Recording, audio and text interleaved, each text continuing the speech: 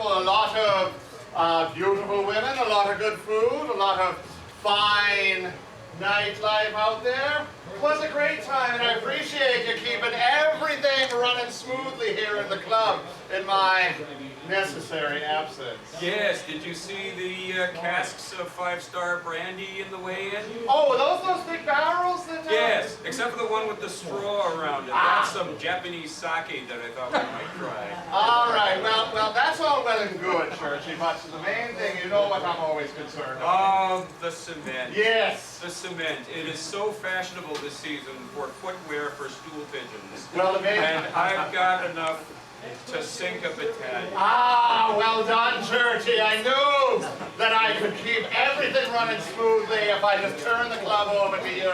But I was out in Los Angeles. You betcha, boss. And let me just say that Los Angeles was wonderful. And how were the moms? Were they well greased? now, trust me, with me out there, it wasn't just the palm trees that were greased. Well, welcome, ladies and gentlemen, to the Serpent's Den. It's good to see all of you here, and thank you for coming out tonight. Now, I know most of you here as being regulars over here at the club, and some of you I recognize, and some of you here are new. For those who are new to the club, welcome. My name is David O'Brien. I am the leader of this fine establishment here. And my closest friends refer to me as Fork Tongue. It's a little nickname that was given to me. I think it fits a man of my caliber. But let me just say right now that it really hurts my feelings when people call me names like a crook, a gangster, and a lawn shark. And you know, when the boss's feelings get hurt, he likes to share the experience, if you know what I mean. Yes, absolutely, yes. Churchy knows me very well. First off, big round of applause for Churchy Bloomberg. Right hand man of the gang here, and the band leader as well. I am a businessman, ladies and gentlemen. I run this fine establishment here, and over the years, I have made some good money and made some wise investments, and yes, I am a very wealthy citizen here in Chicago. And let me tell you a little bit about myself.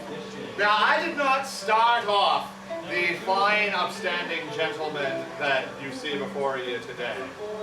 I started off from humble beginnings in Ireland, a poor child of a working class mother and father, may God rest their soul. Wonderful people, wonderful people. Now, my father immigrated the whole family to America, and we settled here in Chicago. Now, tragically though, work was not easy to come by for folks who were not brought up with American customs. My poor father struggled to find work until he managed to do a little bit of odd jobs for a man by the name of Steel Hands McMurphy. Now, once he worked for Mr. McMurphy, all was going very well. We had regular money coming in, and most of it, let's just say this, the money was coming in this way while the government was looking that way, if you know what I mean. But then tragedy struck the family, for you see, some money that my father was asked to hold for Steel Hands McMurphy and eventually get to Steel Hands never reached Steel Hands McMurphy. And he had my father terminated. Now, 'twasn't just from his employment, if you know what I mean. So I vowed vengeance against McMurphy. Because what happened was my poor mother was forced to go to work herself, and I had to leave school to deliver groceries to the fine people here of Chicago. Now, I will admit, yes, as I grew up and was a young man, I did my fair share of petty crimes and made a little money on doing so. Now, eventually I got noticed by McMurphy's gang and was asked to join the gang. And I thought to myself, ah, yes, now's my chance, now is my chance. the revenge against McMurphy was only a drop in the bucket. Now one night, while at another restaurant, with the whole gang, mind you, McMurphy actually ordered a drink from the young lady.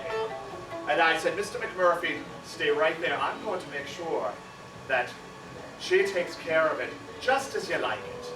So I went over to the young lady, reached into my pocket, and slipped her an extra 20.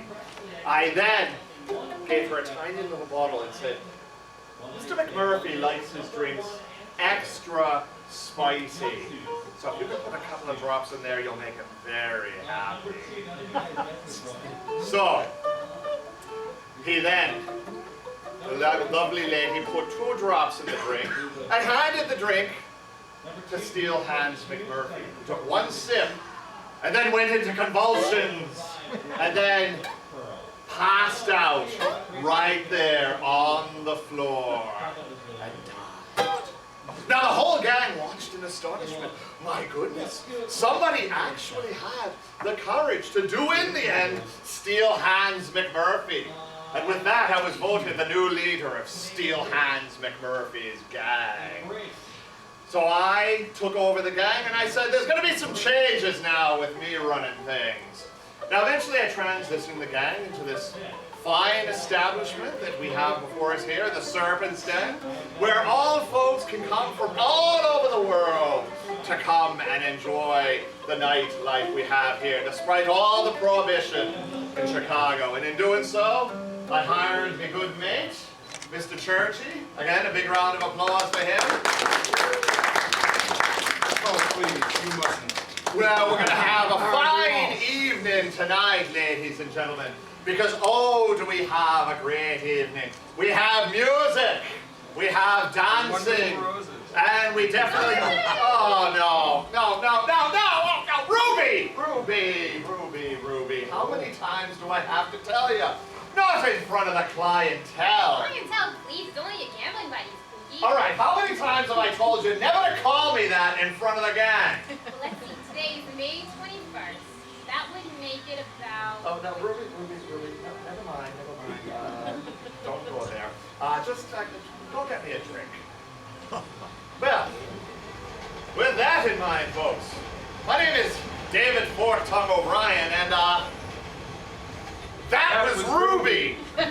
Anyway, now let me remind you here that the staff here at the Serpent's Den, they all work very, very hard, so make sure you tip your wait staff and bartender this evening, and make sure that you take good care of them, because what I say, now as a businessman, I believe it is always important to support the fine, upstanding citizens of your community here, and it is very important to always donate to those less fortunate than you.